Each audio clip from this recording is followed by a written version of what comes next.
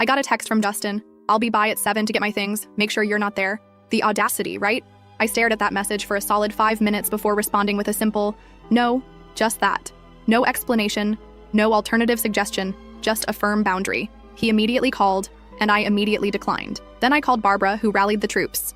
By 6:30, my apartment was filled with friends. Aaron, Sergio, Lana, who extended her visit, and a couple others. A protective barrier of people who loved me. Justin showed up at 7 on the dot, and his face when he saw the welcoming committee, priceless.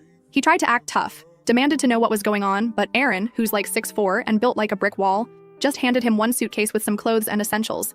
Aaron told him firmly that the rest of his stuff would be available when he arranged a proper time and showed some basic human decency. For now, this was all he was getting. Justin tried to catch my eye where I sat on the couch, deliberately calm. He started saying something about how this was ridiculous, and to just let him get his things.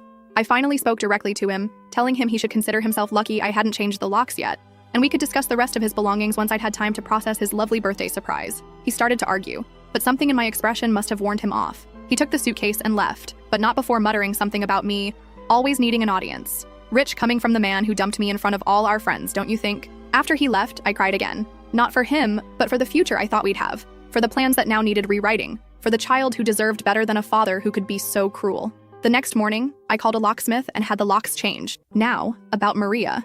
I had my suspicions from the moment she bolted from the party, but I needed confirmation.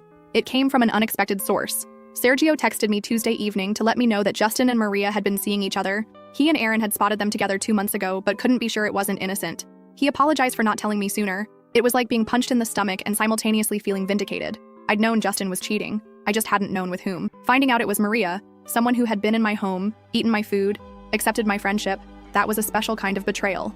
Instead of confronting either of them, I decided to wait, watch, gather information. Maybe I've been listening to too many true crime podcasts, but patience really is key in these situations.